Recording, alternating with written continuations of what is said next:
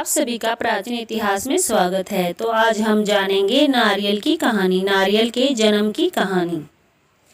प्राचीन काल में सत्यव्रत नाम के एक राजा राज करते थे। वह प्रतिदिन पूजा पाठ किया करते थे।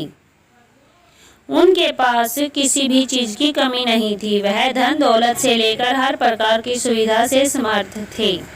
हालांकि इसके बावजूद भी राजा की एक अभिलाषा थी जिसे वह पूर्ण की चाह रखते थे। दरअसल राजा सत्यव्रत को किसी प्रकार से स्वर्गलोक जाने की इच्छा थी।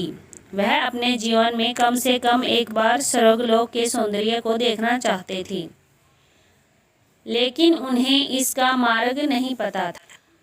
इधर दूसरी तरफ ऋषि विश्वामित्र अपनी तपस्या के लिए घर से बाहर निकले। चलते चलते वह अपनी कुटिया से काफी आगे चले गए थे। काफी समय बीत गया लेकिन वह नहीं लौटे। इस कारण उनका परिवार भूख और प्यास से तड़फ रहा था।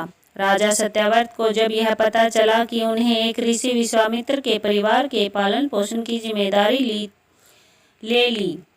कुछ समय बाद जब मुनिवर लौटे तो वे अपने परिवार को कुशल देखकर काफी प्रसन्न हुए। उन्होंने पूछा कि उनकी अनुपस्थिति में किसने उनकी देखभाल की।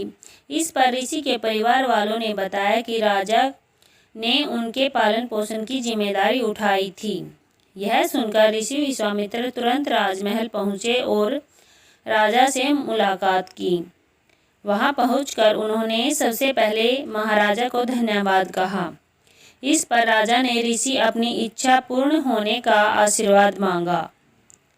राजा की बात सुनकर ऋषि विश्वामित्र ने कहा, बोलिए महाराज, आपको क्या वरदान चाहिए। तब महाराज ने कहा, हे मुनि, मुझे एक बार स्वर्गलोक के दर्शन करने हैं। कृपा करके मुझे वहां जाने का वरदान दें। राजा की प्रार्थना सुनकर ऋषि विश्वामित्र ने एक ऐसा रास्ता बनाया जो स्वर्गलोक की ओर जाता था।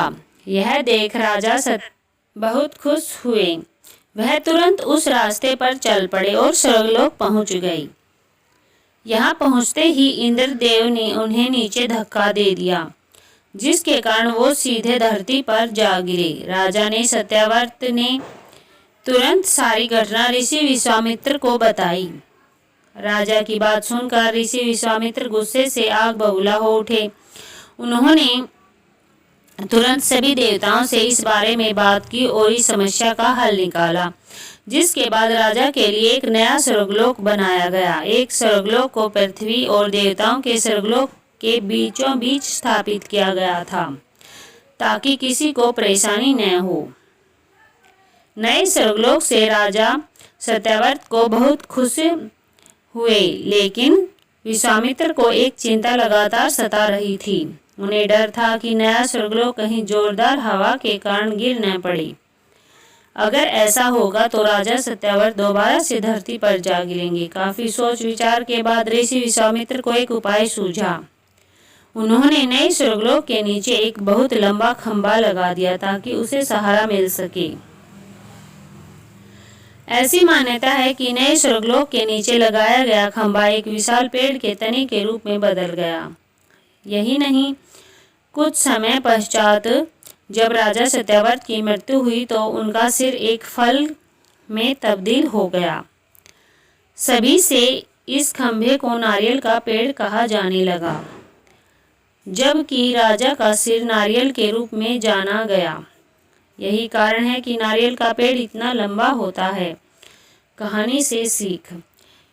इस कहानी से हमें यह सीख मिलती है कि अगर सच्चे मन से किसी की मदद करें तो हमारी हर ख्वाहिश पूरी हो सकती है।